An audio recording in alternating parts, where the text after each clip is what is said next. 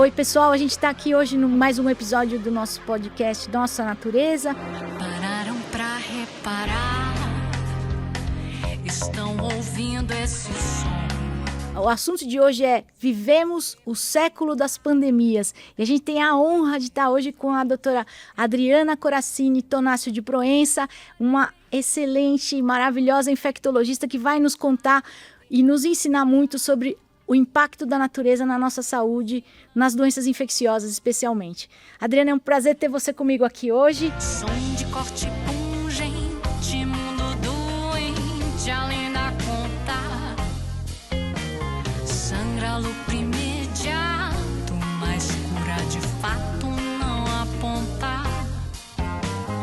Numa remota viela, a voz de uma santa. E vamos começar aqui a conversar. Eu vou te perguntar, assim, essa coisa de destruir a natureza, que a gente faz e às vezes passa do ponto como está acontecendo ultimamente, isso tem impacto no surgimento de novas doenças e de bichos que não tinham contato com a humanidade começarem a ter? Primeiro, eu queria agradecer o convite.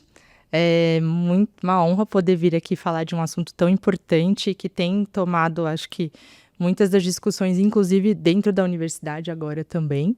Então, sim, com certeza, esse desmatamento desordenado que a gente vive em várias áreas do país e do mundo tem tudo a ver com o surgimento de novas doenças, né? Eu acho que a gente teve um exemplo muito grande e importante, que foi a pandemia de SARS-CoV-2, né? Que foi basicamente, já se provou, né, que foi a transferência de um vírus que estava bem adaptado aos morcegos e a outros animais silvestres que são capturados de forma inadequada e vendidos nos mercados e conseguiram ter esse contato com o ser humano, né? Então, quando a gente tem o desmatamento, é muito isso que acontece nessa área de transição entre o lugar onde as pessoas vivem e a área de desmatamento e a vida silvestre. Justamente nessa área é que as pessoas acabam tendo contato com vírus, com animais que elas não costumavam ter, porque a mata estava íntegra até então. E quando a gente desmata, os animais se locomovem, tem essa migração, e a gente acaba ficando mais exposto mesmo a organismos que até então a gente não tinha esse acesso como nessa situação. É super importante saber disso, que isso de fato acontece. Vírus, principalmente, que causam ou que vivem em harmonia com animais, eles podem sim pular de espécie. Isso tem um nome científico, né? Existe um termo para isso que chama spillover, e é justamente isso. É um vírus que consegue se adaptar numa outra espécie. Para isso acontecer, a primeira coisa que tem que acontecer, elas têm que se encontrar, né? Então, para ter esse encontro, sem dúvida, o desmatamento é a peça-chave aí para isso acontecer. Para colocar as espécies em contato. Em contato, em contato muito frequente e intenso, né? Então, isso acaba sendo uma alteração que o ser humano causa e acaba colhendo as consequências também. E desses biomas que estão sendo destruídos e que a gente tem visto aí, qual o bioma que você acha que é o mais propício e o que tem mais micro-organismos lá que ainda não tomaram contato com a gente? Porque a gente sabe que a Terra é um planeta com vários planetinhas, né? Exato. Como a gente, né? Então, acho que o que a gente tem mais estudo e literatura tentando estudar essa chance, né, sem dúvida as florestas tropicais, né? Então, é onde a gente tem maior diversidade, né, e, portanto, de animais, de vetores, de vírus, de seres vivos no geral, né? Então, esses locais são os que a gente, pelo menos, tem mais dados e que são apontados como tanto as fontes de riqueza como naturais, né, as fontes de riqueza natural, como também de possibilidade de acontecer essas transferências se a gente adentrar e desmatar esses biomas. Então, acho que tem muito dado da Amazônia, florestas tropicais na África e outros lugares, Sudeste Asiático. São vários locais que que a gente tem bastante literatura agora científica estudando exatamente esses fenômenos. E de bichos, micro-organismos desconhecidos ainda, né? Até o Sim. momento, né? Então foi bem bacana que, se a gente pegar, sei lá, os últimos 30 anos, a gente tem novas doenças surgindo anualmente, né? Novos vírus sendo descobertos e descritos, sequenciados, né? Que agora a gente tem essa ferramenta de explorar o genoma de tudo, então ficou até mais fácil organizar essas informações, né? Então a gente tem um vírus, por exemplo, o vírus sabiá, que foi descoberto aqui na década de 90, que teve um novo achado lá pelo pessoal do HC e do Einstein. Durante aí, nos últimos anos, eles acabaram revendo esse vírus justamente de uma pessoa que vivia numa área de fronteira aí com a floresta e com desmatamento. Além disso, tem vários outros vírus possíveis, né? Tipo, mesmo os antecedentes do Covid, do SARS-CoV-2, do SARS-CoV-1, o MERS, todos nesse contexto também. E acho que uma coisa importante é a questão do aquecimento, né? Então, o aquecimento global, ele também aumenta muito a chance dos vetores se desenvolverem em regiões onde eles não tinham aquela temperatura ideal para se desenvolver. Então, o aquecimento global possibilitou vários vetores, principalmente os insetos, né, a se dispersarem e a se fixarem em regiões onde eles não conseguiam antes por conta da temperatura não era adequada para eles e agora é. Então, a gente acaba podendo ter vetores de doenças que nunca foram vistos antes em áreas que agora a gente vê. Então, é todo um conjunto, né? Você desmata, você favorece a proliferação do vetor e você põe em contato espécies que não tinham tanto contato próximo, né? Então, além de doenças desconhecidas no mundo e para todo mundo, aí vai ter agora surto de doença conhecida em algumas áreas, mas que nunca ocorreram em outras áreas, né? Exatamente. E aí você pode dar alguns exemplos, assim, do que a gente está vendo atualmente já acontecer? A gente estava até conversando antes do episódio, né? Então, a questão da dengue na França e outros lugares da Europa, né? Não só na França, mas outros lugares da Europa, porque agora a gente vê, por exemplo, o Aedes ser um mosquito que tem em Paris, que não tinha, né? Então, agora a gente tem esses vetores transmissores de doenças e a gente tem a viagem. As pessoas viajam com vírus, as pessoas viajam doentes, às vezes sem saber que estão infectadas. E isso é um movimento do ser humano globalizado, né? Então, as pessoas vão para todos os lugares o tempo todo. Então, você ter estabelecimento do vetor e receber viajantes do mundo inteiro sempre vão ser uma possibilidade de você estabelecer a transmissão de uma doença que não existia naquele lugar, né? Então, dengue em Paris, a gente falou do Chagas. Chagas no Texas. No Texas. Então, coisas impensáveis que a gente nunca imaginou. Mesmo, tipo, dengue nos Estados Unidos, a gente tem várias áreas já com transmissão estabelecida, com casos... Na Flórida, né, principalmente. Na Flórida e outros locais também. No Texas já tem caso autóctone de Chagas descrito. No site do CDC, quem tiver curiosidade sempre pode acessar, é aberto para todo mundo. De todas essas doenças infecciosas, o que está sendo notificado. E lá eles tiveram notificação de doença que foi transmitida lá. Então, não é que alguém veio com Chagas de outro lugar e foi diagnosticado lá. Não, a pessoa não teve deslocamento para outro local e ela pegou Chagas lá. Autóctone mesmo. Então, tem pelo menos uns 30 casos confirmadamente autóctones lá. Essa história toda tem um impacto no atendimento médico global, né? Você acha que, assim, você vê que cada vez mais com o surgimento, no Brasil principalmente, mas de novas escolas de medicina que são baseadas em inteligência artificial para estudar ou algoritmos pré-estabelecidos, né? A inteligência artificial, a gente sabe que ela aprende com o que já existe. Tudo bem que ela vai ter agora umas atualizações e tal, mas nesse contexto de novas doenças, de você ter que fazer o diagnóstico, pensar um pouquinho fora da caixa, o que você acha de um alerta também para o ensino e também para esses médicos que não estão acostumados com essas doenças tropicais que agora vão enfrentar no hemisfério norte, né? Eu acho que a gente teve muita sorte de exercer medicina e o raciocínio clínico antes da IA, né? Porque a gente teve a oportunidade de formar esse raciocínio crítico né, e saber exatamente o que eu vou acreditar da IA, o que eu vou achar que está esquisito e eu vou atrás da informação da forma tradicional, né?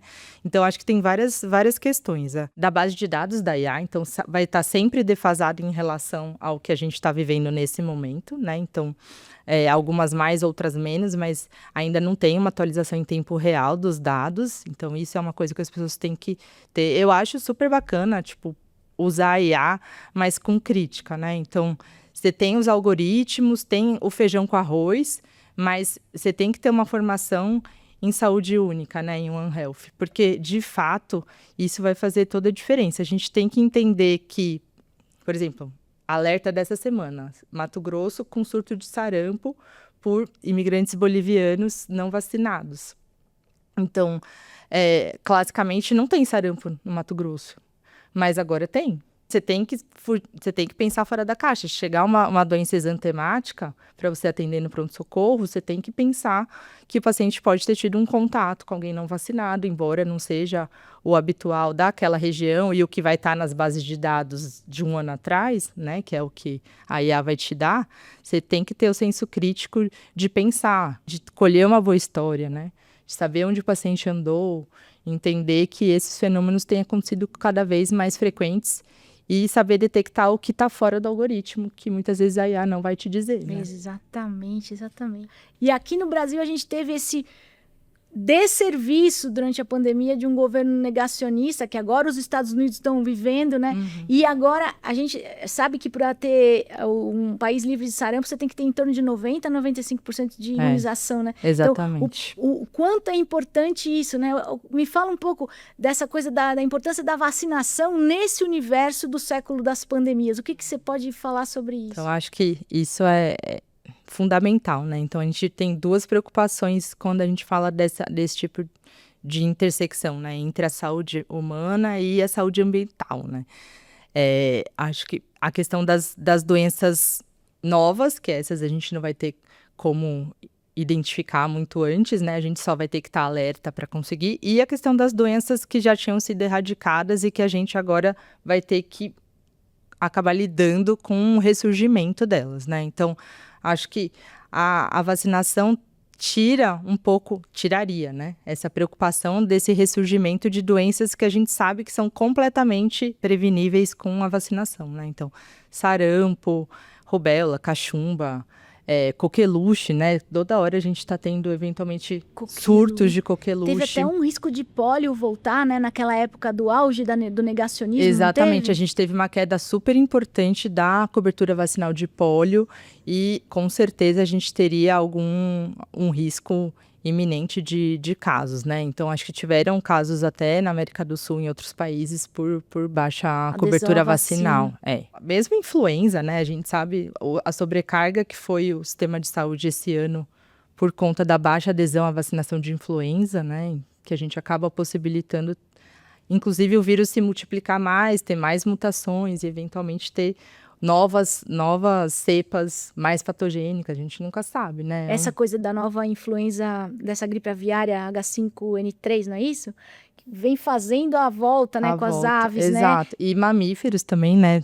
Matou mamíferos aqui na América do Sul também, a gente teve morte de mamíferos, então super importante. E para isso você tem que ter uma articulação, né, dos governos entre os países e, eventualmente, também dentro do país você tem que ter uma articulação do Ministério da Agropecuária com o Ministério da Saúde, porque isso passa, da saúde animal, né, e tem essa capacidade de infectar humanos também, que se a gente não tiver medidas e um planejamento, a gente pode virar refém de outras epidemias como essa, né? Então, a iniciativa de fazer uma vacina para a gripe aviária, por exemplo, super importante, justamente para você ter como mitigar caso você tenha essa transferência de vírus da ave e de outros animais infectados para o ser humano, né?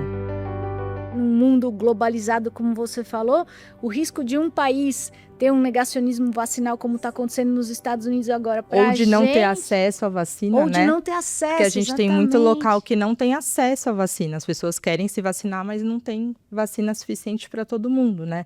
A gente vive um pouco isso na febre amarela, né? A gente fez dose fracionada para dar para todo mundo vacinar. Porque não tinha Porque para não todo tinha mundo. produção mundial. Ainda não tem produção mundial suficiente para todo mundo se vacinar.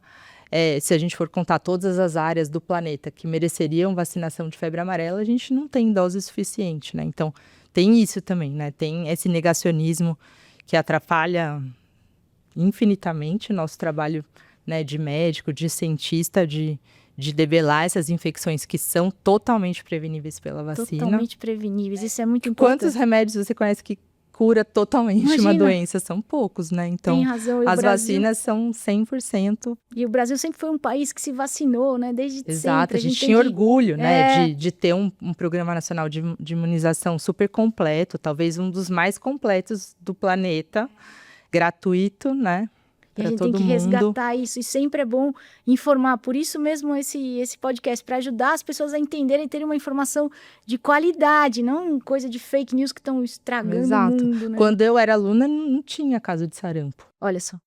Eu fui ver caso de sarampo agora, em 2018, que teve aquele outro surto, que foram de casos importados da Europa e dos Estados Unidos também, Sim. pré-pandemia, que a gente teve aqui. Foi a primeira vez que eu vi sarampo. Olha que Então, coisa. tipo, olha o retrocesso, né? Eu era aluna, eu não tinha nada dessas doenças exantemáticas imunopreveníveis, eu não vi essas doenças e depois de formada e de alguns anos pós-residência, eu comecei a ver coisas que eu só tinha visto no livro. É um retrocesso importantíssimo. E a gente tem um programa, como a doutora Adriana falou, nacional de vacinação, que é muito bem feito. Então, vacinem-se, vejam direitinho pela faixa etária, pelas comorbidades, e sempre prestem atenção nisso. Porque você acha, Adri, que assim, cuidar da saúde coletiva tem algum impacto na saúde de cada um? Assim, ou, por exemplo, eu nunca fico doente, não vou me vacinar, não sei o que, essas coisas assim. E o que é o um no todo e o todo no um, né? O que você me fala assim sobre isso? Eu acho que aqui entra aquela frase que eu estava te falando, que eu ouço um podcast de virologia que ficou super forte na pandemia, que a gente falava exatamente isso. Não adianta alguns países terem vacina, outros não. Não adianta algumas pessoas só se vacinarem, outras não. Então, ninguém vai estar seguro até todo mundo estar seguro. Então, enquanto tiver o vírus circulante, qualquer pessoa está suscetível. E o fato da gente se vacinar faz tanto com que a gente não pegue a doença, quanto que a gente interrompa a transmissão da doença. Então, tem um papel coletivo muito importante, porque se eu decido não me vacinar, não sou só eu que vou adoecer, eu posso transmitir para outras pessoas que eventualmente não podem se vacinar por alguma contraindicação médica, por exemplo, ou a pessoa tem algum problema no sistema imune e não consegue responder adequadamente às vacinas. Então, se eu conseguir diminuir a transmissão dos vírus, das bactérias, enfim, de tudo que a gente... E a circulação, exatamente, desses patógenos, eu vou, de uma maneira muito eficaz, acabar contribuindo para a saúde coletiva do planeta, de todo mundo. Exato. Se eu desmatar menos, eu vou ter menos vírus circulando onde ele não deveria circular, eu vou ter menos sobrecarga ao sistema de saúde. Isso é custo efetivo também, totalmente. não é? E assim... Nas discussões de One Health, eles até discutem que nas liberações para desmatar ou para construir alguma coisa, na política ambiental, você teria que contabilizar esse impacto na saúde local, que nunca é contabilizado. E se eu tiver uma epidemia aqui, que seja de algo que eu já conheço, de leptospirose, de hantavírus, de qualquer uma dessas doenças que a gente sabe que tem um papel importante do ambiente, né? Dos animais, do ambiente, da temperatura. Eles sempre comentam de a gente tentar começar a incluir isso nas políticas ambientais, de avaliação dos riscos, sabe? Não é só o risco, sei lá, da barragem romper. Tem vários outros riscos que não são levados em conta na hora de fazer esse cálculo, sabe? E essa história do cuidado com o meio ambiente, que muitas pessoas falam, você pensa que a gente tem dinheiro para isso? Sim, a gente tem muito mais dinheiro, porque se a gente tiver um cuidado com o meio ambiente, o custo total da vida na Terra vai ser muito melhor. Sim. E mesmo os produtos vão ser melhores, as pessoas vão ter melhor saúde. As pessoas que trabalham nas lavouras, na agropecuária, se elas tiverem, se for um desmatamento totalmente desordenado, Exato. a chance delas adoecerem é muito maior. Isso está provado já em vários trabalhos científicos. Então, assim, existe esse cálculo de quantas pessoas adoecem quando eu tenho uma política ambiental adequada e quando eu não tenho. Então, esse é um custo que ninguém põe na ponta do lápis também. Mais uma vez. E até de benefício, né? Você está piorando a vida de pessoas, né? Exato. Então, e não é que você não pode fazer, mas tem formas de fazer controladas, planejadas, que permitem com que você concatene tudo isso, né? E tem a um saúde ganho de todo ainda mundo. maior monetário, né? Se é que todo mundo fala em dinheiro, deixar de perder, né? E ganhar mais. Exatamente. Não é uma questão de esquerda, de direita, de centro, é uma questão do planeta, de saúde né? planetária e, de novo, nossa natureza. A gente interferir na natureza é a natureza interferindo na nossa saúde, né? E eu queria te perguntar sobre o aquecimento global, essa coisa toda que está envolvida nessa história do aquecimento por causa desse desmatamento desenfreado. Essa coisa, uma vez, eu li um artigo sobre o degelo dos polos, essa coisa dos vírus que estão adormecidos lá, pré-históricos, no permafrost que eles falam, né? Deles virem pelo oceano e também serem fonte de novas doenças. Isso procede? O que você me fala sobre isso aí? A influenza de 1918, lá da primeira pandemia de influenza que teve, eles conseguiram recuperar o vírus. Olha só. De corpos que estavam enterrados em gelo, em geleiras e etc. Então, tem até um podcast disso, quem quiser ouvir, chama Going Viral, é bem legal. Eles falam todo o processo que foi feito, científico e tal, que eles conseguiram recuperar vírus e é possível torná-los viáveis porque você tem o material genético, né, deles. Então, mas não sei o quanto seria numericamente ou de biodiversidade, não sei como seria isso, mas o fato de a gente aumentar os níveis dos oceanos e até aumentar a evaporação, aumentar a quantidade de tempestades e chuvas catastróficas aí, com enchentes e tal, isso também tem muito estudo de enchente, de aumento de tempestades, que levou ao aumento de várias doenças infecciosas, tá? Então, tem com leptospirose, com hanta, então, por aumento de roedores, ou contato de excretas de roedores com pessoas. Então, isso tem bem documentado já. Bem fundamentado isso. Aumento de doenças infecciosas gastrointestinais, diarreias, que a gente não via, cólera, salmonela, várias, isso também tem bem documentado. Então, o aumento da temperatura com o aumento das chuvas e das enchentes também vão prejudicar várias lavouras, né? Que se a chuva vem na hora errada e não vem na hora certa, isso também é prejudicial, né? E leva a perdas financeiras e de vidas aí também. Então, é tudo interdependente, tudo ligado, né? É tudo ligado. E assim, as pessoas dizem, não, mas isso é para as pessoas de baixa renda, que o impacto é maior com o aquecimento global. Isso é uma verdade, realmente. Mas o que você me fala dessa interligação? Eu acho que, de fato, tem mais estudo com população de baixa renda, porque eles falam, tem até um termo que eles usam que é o ciclo da pobreza, sabe? Então, a pessoa fica mais doente porque ela está nessas áreas, e aí isso vai fazer com que ela perca mais dias de trabalho, e ela vai ficar mais pobre, porque ela não está conseguindo trabalhar e não está conseguindo. Então, a perpetuação da pobreza também tem o impacto social do clima. No clima. Exatamente. Então, isso também eles citam bastante nos estudos de avaliação de saúde global, assim, o quanto essas mudanças climáticas aprofundam a desigualdade nos lugares onde já existe, sabe? Então, é um ciclo bem ruim, né? Ruim e que vai piorar a saúde planetária para todo mundo. Como Exatamente. Você falou, ninguém está seguro enquanto todo mundo não estiver seguro, exato.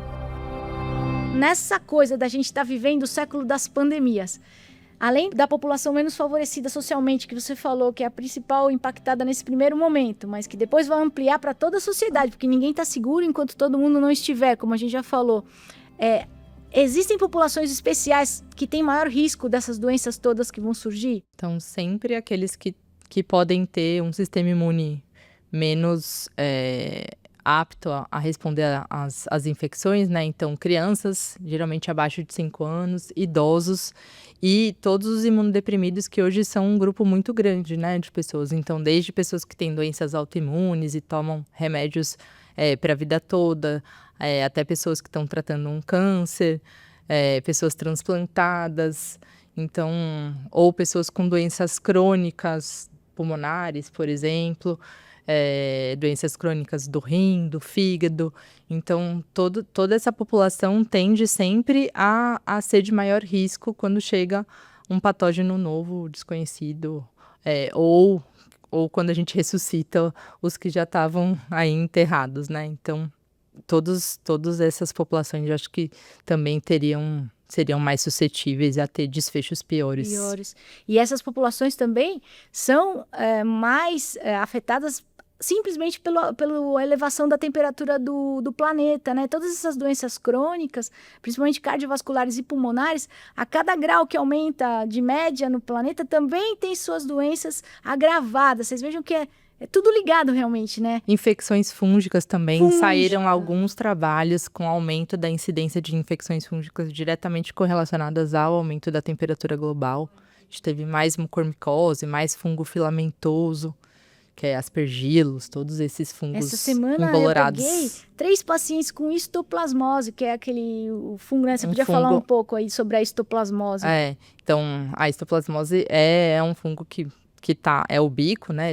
Ele tá disponível na natureza aí quase mundialmente. Tem alguns lugares que tem uma maior concentração, mas é uma doença que a gente adquire através da inalação do fungo, né? Então, a porta de entrada é respirar. Então, todos estão... E esse fungo está mais nas fezes de morcego? Fezes de animais, então a gente tem maior concentração, né? Morcegos, algumas aves também, galinha. Então, não são animais difíceis da gente encontrar. E tá vindo para a área urbana, interessante. Exato. Isso. A gente tem... Eu não sei, eu tenho a impressão que a gente vê mais morcego hoje do que antigamente. Do que alguns anos atrás, assim, né? Então, acho que eles estão meio sem morada. Não tem mata e vem para as áreas urbanas. Estão se deslocando, exato. É isso mesmo. A gente fica mais suscetível também. E nessa situação, de novo, esse negócio que falavam que quem toma vacina vira jacaré, não é verdade? Então, fala para o pessoal sobre a segurança das vacinas. Como é que é? Essas pessoas têm que ter medo de tomar vacina? A liberação de vacinas para o mercado é uma das etapas da ciência e do mercado da indústria farmacêutica mais rígidos, né, que a gente tem notícia, né? Então, são várias etapas que as indústrias têm que cumprir de testes, de estudos, de populações estudadas, com milhares de pessoas incluídas, né? Então, não é fácil aprovar uma vacina. Você tem que provar que ela é segura já desde a fase 1, né, de estudos, né? Então, a gente sabe que isso é super rigoroso. E elas só são disponibilizadas para o mercado quando não há dúvidas de que elas são seguras, né? Evento adverso, qualquer medicamento pode ter e a vacina se inclui nessa categoria, né? Então, evento adverso a gente pode ter leves a moderados, né? Mas a ideia é que você salve muito mais vidas do que você cause qualquer malefício, tá? Então, do Covid, que eu acho que foi das mais discutidas, a gente sabe que todos os eventos adversos que as vacinas podem causar, eles são infinitamente menores do que as sequelas que a doença em si pode trazer, né? Miocardite, que discutiram pra caramba, a gente sabe que a incidência de miocardite é muito maior em quem contrai o vírus do que em quem toma vacina.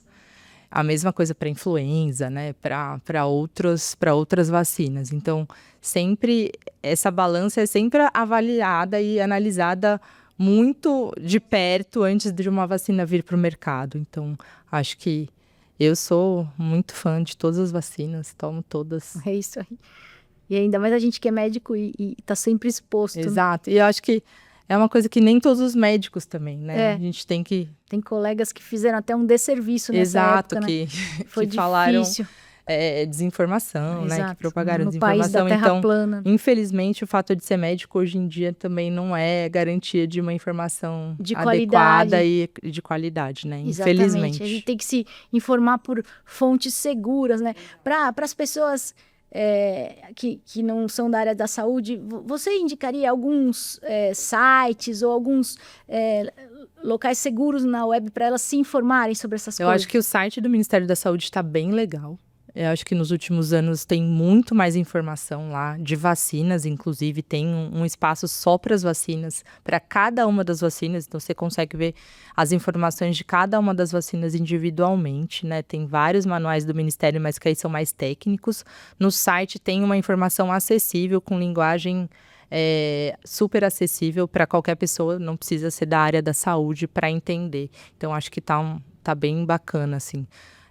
O site do Ministério. Para quem estiver dominando a língua inglesa, o site do CDC ainda tem bastante informação.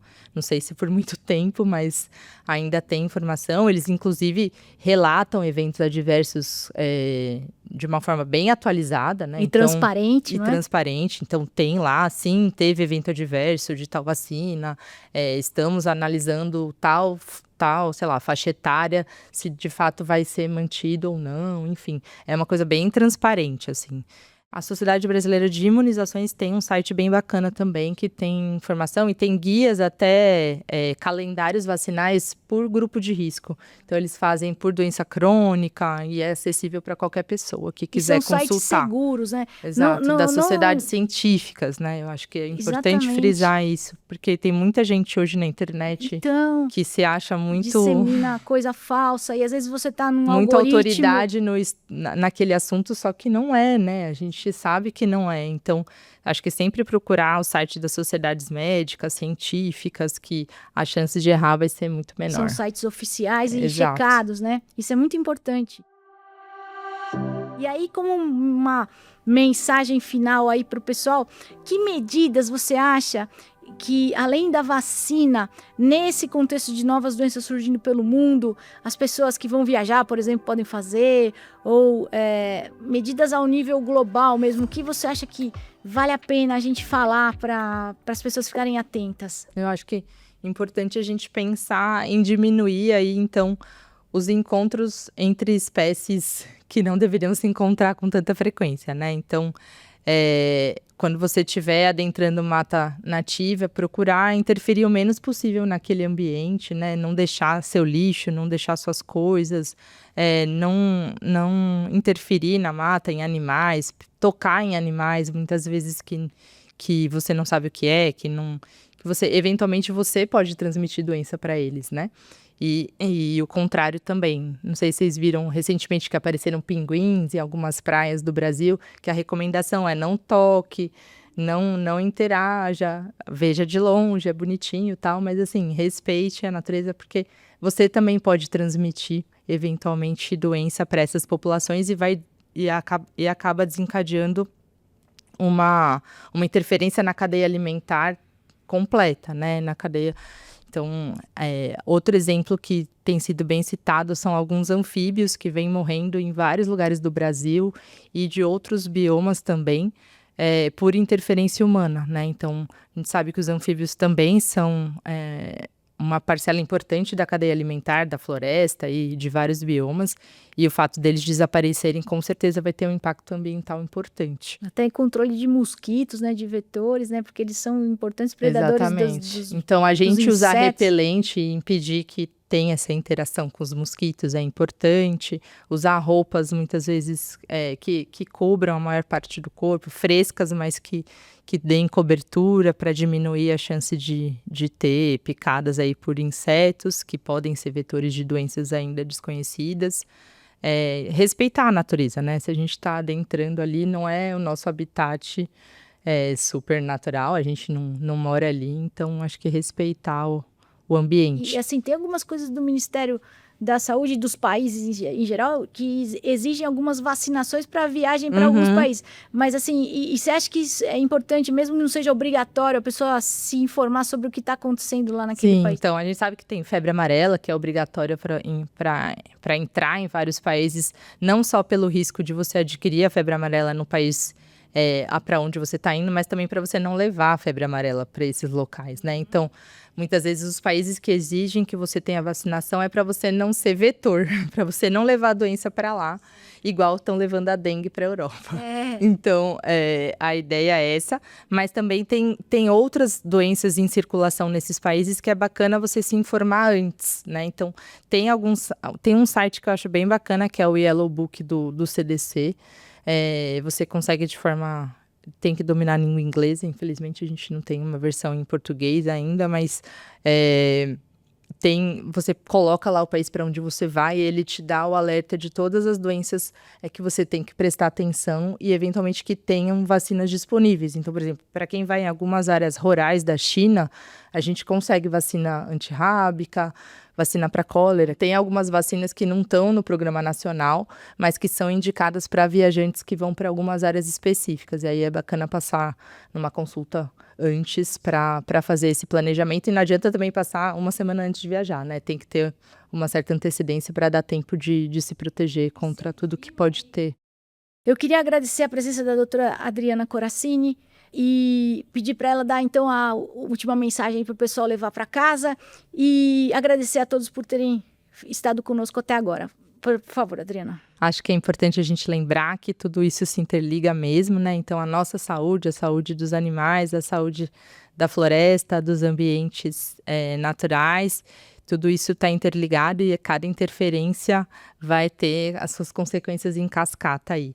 E o que a gente pode fazer é se informar em fontes adequadas, fontes confiáveis, evitar de acreditar o que qualquer Instagrammer fale por aí nas redes, né? Sempre tenta checar a informação.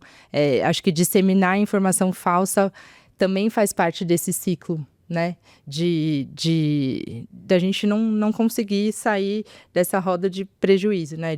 Para a saúde de todo mundo, né? E então, o combate à pobreza nesse universo. Então, a gente sabe que as populações mais pobres vão ser sempre as mais vulneráveis e as primeiras atingidas, muitas vezes, por essas infecções novas ou novas de novo, né? E o fato da gente não combater a pobreza faz com que esse ciclo também continue, né? As pessoas adoecem mais, ganham menos, porque vão faltar mais ao trabalho e vão ficando mais pobres. E se esse ciclo não se interromper, a gente também não consegue fazer com que as infecções emergentes parem de aparecer, né?